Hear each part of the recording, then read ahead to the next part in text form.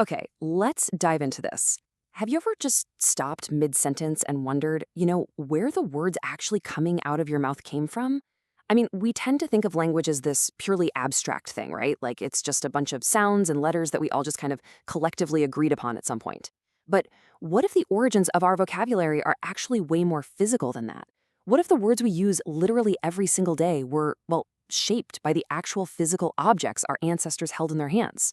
Welcome to today's Explainer, where we're going to play the role of linguistic detectives. We're looking at how physical artifacts, things you can actually touch and feel, left a permanent, literal imprint on human language. It is a completely fascinating journey that mashes history, biomechanics, and etymology all into one really seamless story. To start unraveling this whole mystery, I want you to imagine with me for a second. Take a look at this incredibly ornate, ancient golden cane. You can see it's being super carefully held by a white-gloved hand to preserve it. Now, I want you to project yourself right into this moment. Imagine you're the one holding it. You're standing there and you reach out to firmly grab the handle of this specific historical artifact to support your weight. Really try to feel that cool metal in your palm, the thickness of the shaft, the curve at the top. Think about the specific mechanics of your hand as your fingers wrap tightly around that top section. Because when you use a walking stick, you don't just lightly tap it, right? You rely on it, you really grip it. Keep that physical sensation of gripping right at the front of your mind as we move on to the next piece of the puzzle. Now, what's really interesting about this slide is the sheer, unbelievable detail when we zoom in on that very same handle. This isn't just a simple curved piece of wood or, molded gold. Look closely at what actually makes up the grip. The handle is constructed entirely of these intricately carved human figures. You can see them so distinctly, their faces, their patterned clothes, their hair. And check out their posture. They're bent literally entirely backward, so their bodies form that severe U shape of the cane's handle. It's a breathtaking piece of craftsmanship for sure, but it also serves a highly specific and honestly rather intense functional purpose. The creator of this artifact purposefully designed it so that the user's hand would have to interact directly with these little human forms. So this brings us to a highly practical question. Where exactly do your fingers go when you hold this cane? I mean, mentally interact with the artifact right now. If your palm is resting on that top curve, your fingers absolutely have to wrap underneath to secure your grip, right? And what exactly is underneath? The bodies of those carved men. It's a slightly uncomfortable reality to process, actually. Wrapping your hand around this handle means you are directly, firmly gripping those carved people. You aren't just casually holding a stick. You're physically closing your fist around human figures every single time you take a step. And what happens when you close your fist tightly around something to support your body weight? Well, you apply pressure. It's the inescapable, automatic physical consequence of holding this cane. As you walk, as you lean, your hand naturally contracts. By simply using the tool for its exact intended purpose, you're exerting a physical force. You are, quite literally, squeezing the human figures with your grip. It's this continuous cycle of grasping and pressing down. The figures on the cane are subjected to the constant squeezing pressure of the user's hand. Okay, hold on to that physical sensation of squeezing for a second, because we're going to transition from this tactile, physical action to an absolutely incredible linguistic theory. Ancient people didn't just invent words out of thin air, right?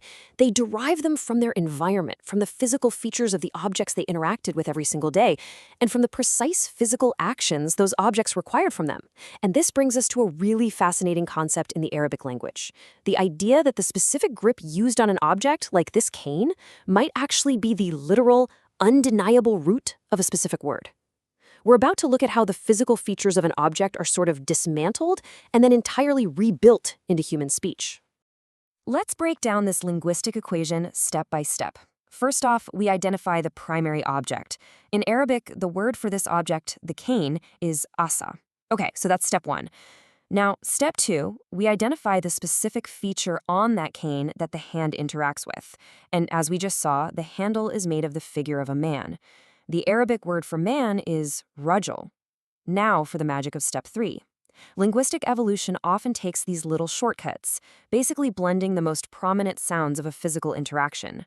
So if we take the first part of the word for cane, the us sound from ḥaṣā, and we add the prominent sound from the word for man, rajul, we actually create a brand new root. We extract us and we extract put them together and we get ḥaṣr. So here is the crucial point. ḥaṣā, the cane, plus rajul, the man on the handle, equals ḥaṣr.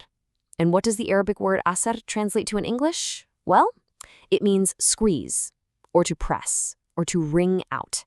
And this brilliantly illustrates the core of our explainer today. The literal physical act of squeezing the men carved into the handle of that cane birthed the exact word for squeezing. It's wild. The biomechanical reality of gripping the artifact fused those two completely separate nouns, cane and man, into a brand new verb. It wasn't some abstract invention. It was a literal, physical description of what the hand was doing in that exact moment. The artifact shaped the action, and the action shaped the word. Honestly, it completely changes how you think about the dictionary, doesn't it?